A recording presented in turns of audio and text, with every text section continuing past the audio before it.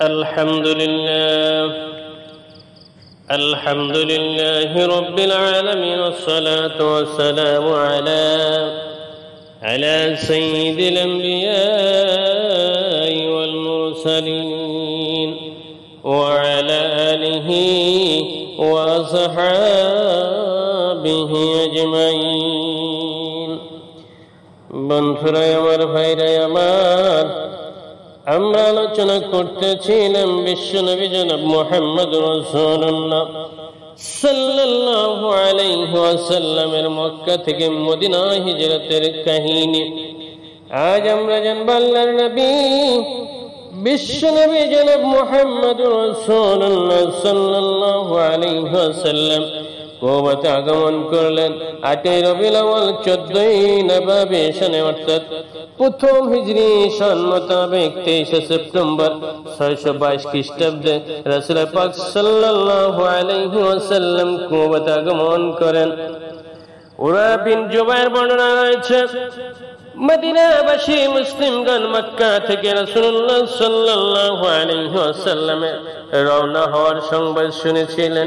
এই জন্য তারা প্রত্যেক দিন সকাল বের হয়ে হারারের দিকে গমন করতেন এবং তার পথ চেয়ে থাকতেন। দুপুর রোদ যখন অত্যন্ত প্রখর হয়ে উঠত তখন তারা গৃহে ফিরতেন। এক দিবসের দীর্ঘক্ষণ অপেক্ষার পর মুসলিমগণ যখন গৃহ ফিরলেন তখন একজন ইহুদি তাদের নিকট কোন কাজে একটা টিভির উপর উঠলে সে রাসূলুল্লাহ সাল্লাল্লাহু আলাইহি ওয়াসাল্লাম তার সঙ্গীদের দেখতে পায়। সাদা কাপড়ে আবৃত অবস্থায় তারা যখন আসছিলেন তখন তাদের পোশাক হতে যেন চাঁদের কিরণ বিচ্ছুরিত হচ্ছিল। এই অবস্থা দেখে সে আত্মহারা হয়ে উচ্চ কণ্ঠে বলল, আরবের লোকেরা রে, তোমাদের ভাগ্য সুপ্রসন্ন হয়েছে, তোমাদের বহু আকাঙ্ক্ষিত অতিথি ওই যে এসে গেছেন। একথা শোনা মাত্রই মুসলিমগণ অস্ত্রগারে দৌড় দিলেন এবং অস্ত্র সজ্জায় সজ্জিত হয়ে আল্লাহ রাসূলুল্লাহ সাল্লাল্লাহু আলাইহি ওয়াসাল্লামকে স্বাগত জানানোর জন্য সমবেত হলেন।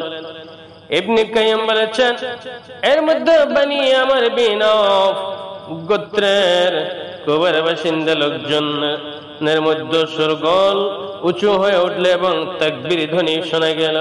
মুসলিমগণ নবী করিম সাল্লাল্লাহু আলাইহি ওয়াসাল্লামের আগমনে তাদের খুশ আমদের জানানোর উদ্দেশ্যে হর্ষোৎফুল্ল কণ্ঠে তাকবীর ধ্বনি দিতে দিতে সমবেত হতে থাকলেন। তিনি তাদের মাঝে এসে উপস্থিত হলেন। সকলে সম্মিলিতভাবে তাকে মোবারকবাদ জ্ঞাপন করলেন এবং চতুর্দিক থেকে পরিবেষ্টিত করে দাঁড়ালেন। এই সময় রাসূলুল্লাহ সাল্লাল্লাহু আলাইহি ওয়াসাল্লাম শান্তির আবরণে আচ্ছাদিত ছিলেন এবং আল্লাহর বাণী অবতীর্ণ হচ্ছিলেন। ফা ইন্নাল্লাহা হুয়া মাওলাহু ওয়া জিবরিল ওয়া সালিল মুমিনিনা ওয়াল মালাইকাতু বা'দা যালিকা জাহিরা। তবে জেনে রাখো, আল্লাহ তার মালিক, মনিব, রক্ষক, আর এছাড়াও জিবরিল, নেককার মুমিনগণ আর ফেরেশতাগণ তার সাহায্যকারী। উরা বিন জুবাইর রাদিয়াল্লাহু আনহু বর্ণনা রয়েছে যে লোকজনের সঙ্গে মিলিত হওয়ার পর রাসূলুল্লাহ সাল্লাল্লাহু আলাইহি ওয়াসাল্লাম তাদের সঙ্গে নিয়ে ডান দিকে ফিরলেন এবং আমর বিন আওফ গোত্র গমন করলেন। সে সময় এটা ছিল রবিউল আউয়াল মাসের সোমবার। অতঃপর আবু বকর রাদিয়াল্লাহু লোকদের সাথে কথাবার্তা বলার জন্য দাঁড়ালেন আর রাসূলুল্লাহ সাল্লাল্লাহু আলাইহি ওয়াসাল্লাম চুপ করে বসে থাকলেন। সে সকল আনসার রাসূলুল্লাহ সাল্লাল্লাহু আলাইহি ওয়াসাল্লাম এখন পর্যন্ত দেখেননি। তারা একের পর এক আসতে থাকলেন তাদের স্বাগত জানাতে। অন্য বর্ণনায় রয়েছে আবু বকর রাদিয়াল্লাহু আগমন করলেন। এমত অবস্থায় রাসূলুল্লাহ সাল্লাল্লাহু আলাইহি ওয়াসাল্লামের উপর সূর্যের তাপ লাগতে লাগলো।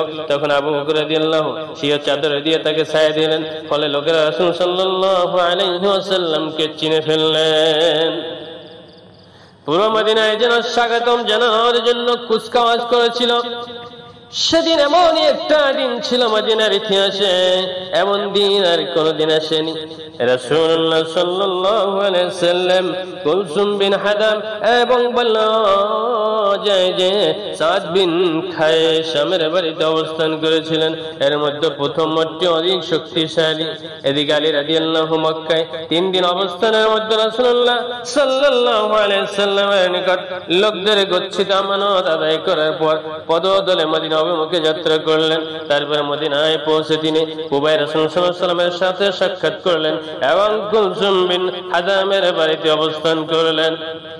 আল্লাহর নবীর নিকট আরবের কাফের মুশরিকরা ধন সম্পদ আমানত রাখত, কারণ রাসূল পাক সাল্লাল্লাহু আলাইহি ওয়াসাল্লাম কোনদিন মিথ্যা কথা বলেনি, কারো আমানত নষ্ট করেনি।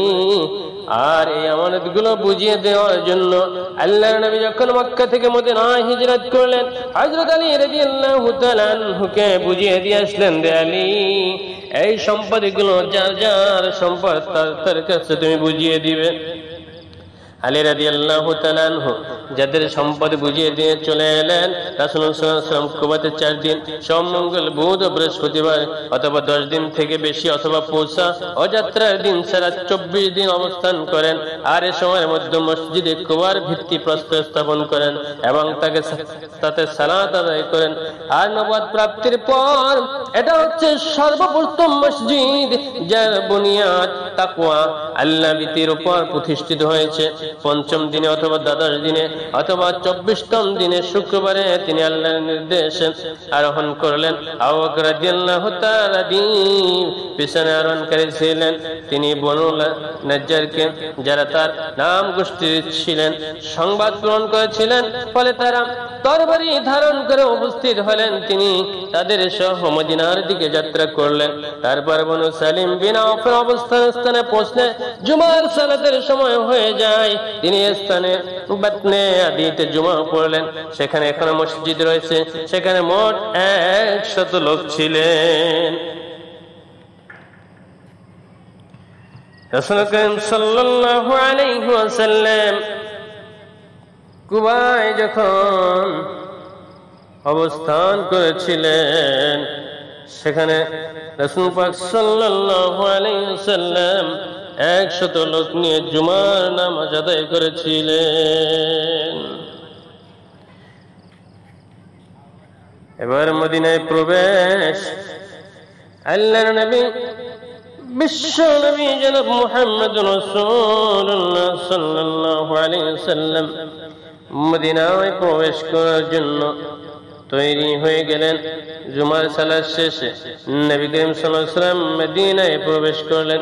ওই দিন থেকে শহরের নাম ইয়াসরিবের পরিবর্তে মদিনাতুর রাসূল, রাসূলের শহর, যার সংক্ষেপে একে মদিনা বলা হয়ে থাকে।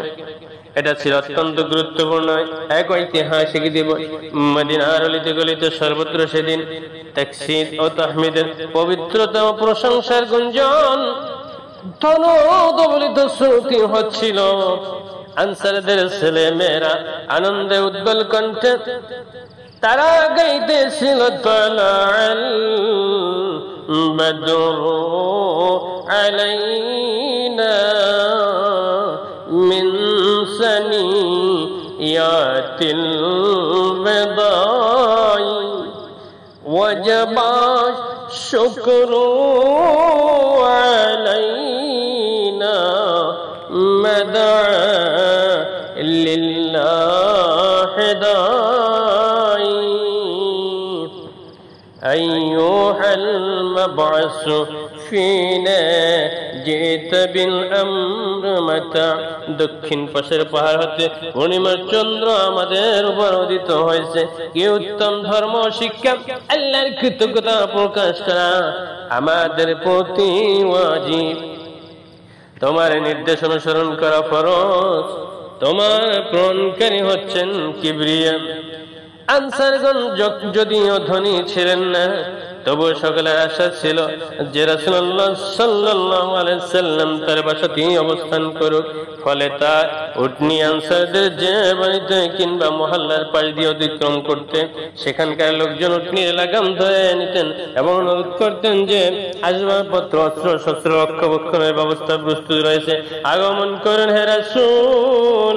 কিন্তু রাসূলুল্লাহ সাল্লাল্লাহু আলাইহি সাল্লাম বলতেন, উটনির পথ ছেড়ে দাও, সে আল্লাহর পক্ষ থেকে নির্দেশিত রয়েছে। ফলে উটনি একটানা চলতে থাকলেন, ওই স্থানে এসে বসে পড়লো যেখানে মসজিদে নববী রয়েছে। কিন্তু তিনি অবতরণ করলেন না। তারপর উটনি পুনরায় উঠে দাঁড়ালো এবং কিছু দূর গিয়ে ঘুরে ফিরে দেখার পর পূর্বের জায়গাতে এসে বসে পড়ল। এরপর রাসূল সাল্লাল্লাহু আলাইহি ওয়াসাল্লাম নিচে অবতরণ করলেন। এটা ছিল তার নানির অর্থাৎ বনু নাজ্জার গোত্রের মহল্লা, আর উটনির জন্য ছিল এটা আল্লাহর তরফ থেকে নির্দেশনা। রাসূলুল্লাহ সাল্লাল্লাহু আলাইহি ওয়াসাল্লাম চেয়েছিলেন তার নানার গোত্রে অবস্থান করে তাদের মর্যাদা বৃদ্ধি করতে, সেজন্যই এই ব্যবস্থা। এখন বনু নাজ্জার গোত্রের লোকজনেরা রাসূল সাল্লাল্লাহু আলাইহি ওয়াসাল্লামকে নিজ নিজ গৃহে নিয়ে যাওয়ার জন্য তার নিকট আবেদন নিবেদন শুরু করে দিলেন। কিন্তু আবু আইয়ুব আনসারী রাদিয়াল্লাহু তাআলা উষ্টের পালান উঠিয়ে দিলেন এবং বাড়িতে নিয়ে গেলেন।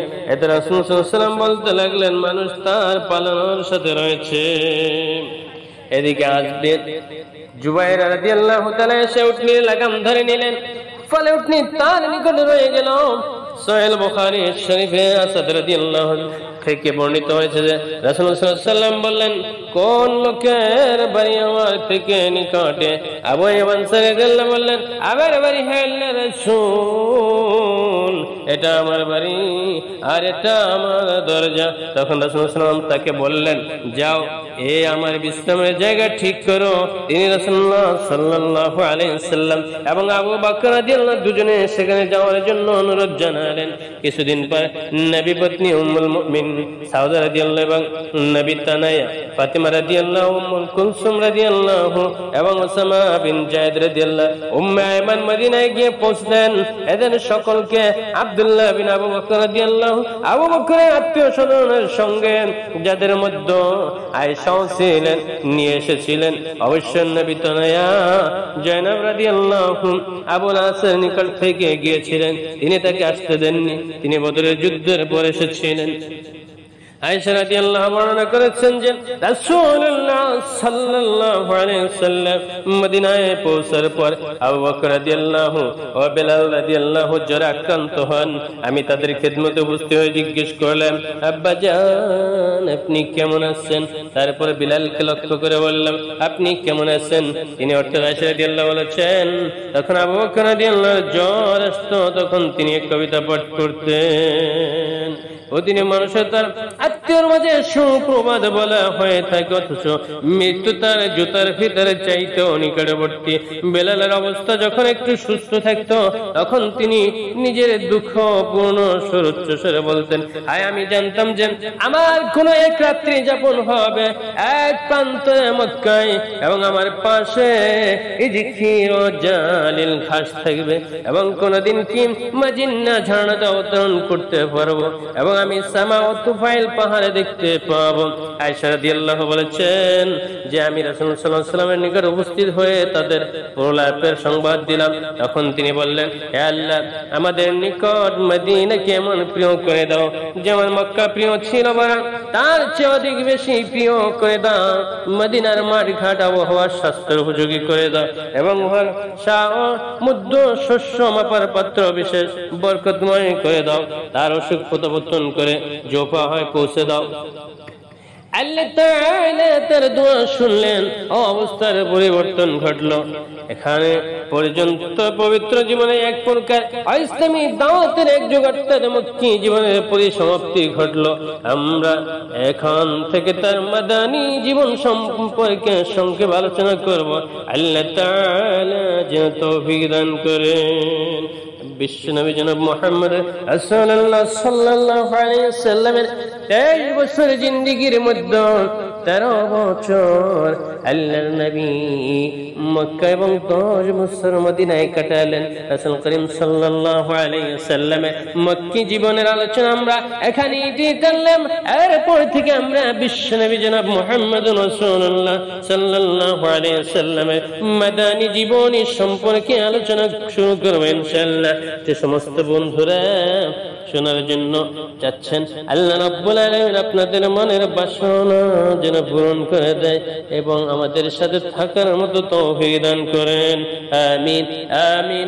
আখির দাওয়ানা আলহামদুলিল্লাহি রাব্বিল আলামিন।